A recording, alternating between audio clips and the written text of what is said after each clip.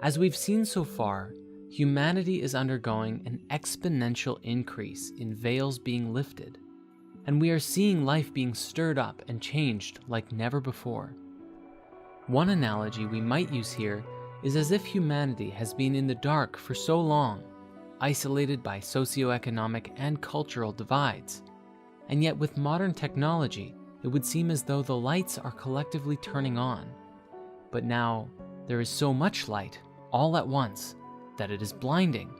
And despite our access to so much information today, we are still just as blind as we ever were.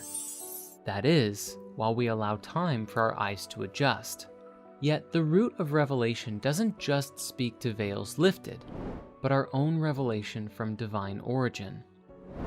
Belief systems and ideologies are challenged in mass as new information comes out that asks us to reassess our paradigms of identity. As this happens, those who are willing to explore new ideas grow, and those who rail against anything new only burrow deeper into their own existing paradigm.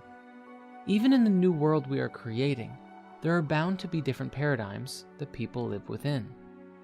We must remember that some people are filled with hate, negativity, and suffering, all of which are descending from their own pain, which inhibits their higher consciousness and keeps them rooted in a lower vibration.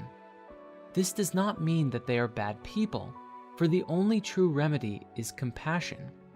No matter how far disconnected from their soul someone may be, they can always come back to the light.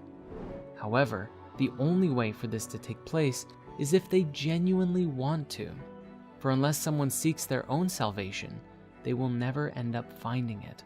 Thus, it doesn't matter if someone spends their time living in a VR reality for years, abuses their bodies, or even in some future reality travels throughout the universe. All paths through life can be taken, but only one path leads to the liberation of the soul. This is the path within. May this be a lesson for all of us too, for if we are afraid of the darkness within us and others, and we attempt to quell it by attacking it with anger and hate, then we lessen our own vibration and reduce ourselves to the same state of consciousness as that which we are fighting against. Evil begets evil, and in the words of a wise Jedi Master, fear leads to anger, anger leads to hate, and hate leads to suffering.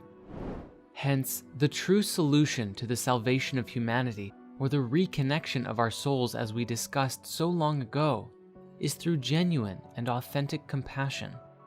By elevating our own consciousness to such a degree that our light radiates to those around us, and we become instruments of sacred transformative change by the goodness that we embody.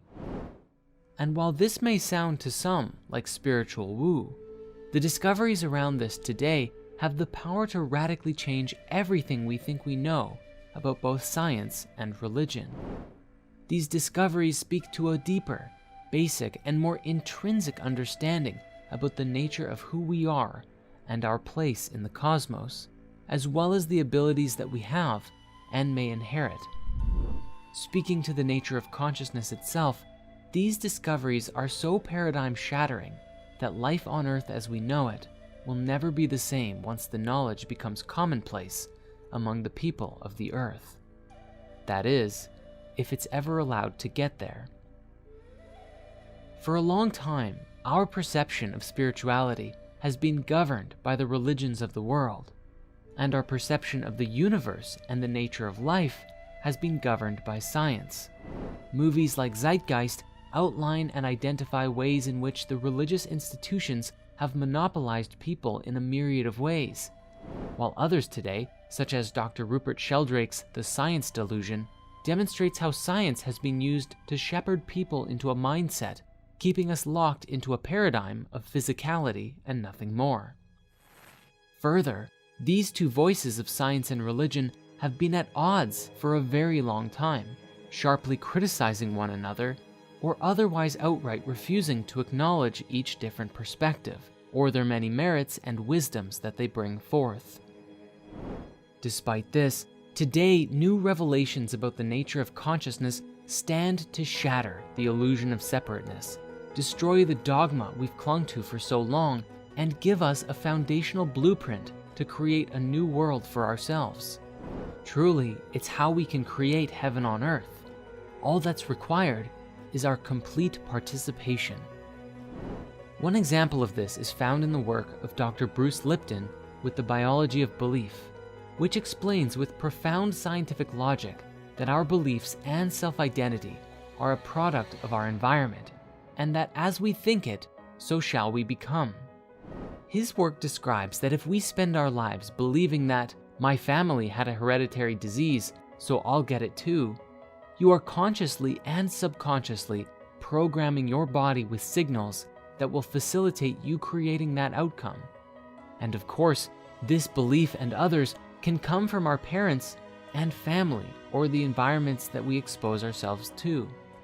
When we look at all of our childhood programming together, we find today a mashup of countless different media programs and entertainment, news stories, passed down rhetoric and ideas that we received from friends and others around us. Who we are today was shaped by the world, and while many of the lessons that we received growing up were good and valid, many others were simply long-held beliefs that have been passed down for generations, yet may not hold our highest interest at heart. These beliefs shaped our perspective of the world, and in that, how we behave and act, which leads us to create our destinies. As it would seem, many of the belief systems we hold on to disempower ourselves from being able to live our lives to the fullest. Further, many of the largest industries today are built upon previous paradigms, and so their continued growth means the limiting of this new understanding. For example, we return here to the pharmaceutical industry. If you help someone cure their depression, it's very difficult to justify charging them thousands of dollars a year for a prescription. It is far easier and much more lucrative that their depression or illness will be with them for a very long time. We must understand that the environment has played a very significant role in the creation of our collective reality, even from the moment that we were conceived and all of the experience that we've had since birth. And while birth defects do exist, Bruce's research says that 95% of people have perfectly fine DNA and can change how their genes are expressing themselves if they will it so. For some, this may be easier than it is for others, but it's very empowering research nonetheless. If we can change the signals our bodies are receiving, the thoughts and feelings we tell ourselves and receive from others, the places we live, the music we listen to, the food that we eat, the entertainment we watch, all of these aspects will play a role in reshaping our lives by influencing us from surface to very deep levels. As Bruce's work suggests, it doesn't matter what ails you. If you can address the root cause and provide yourself with a stimulus of a higher vibration, there is nothing that you cannot heal.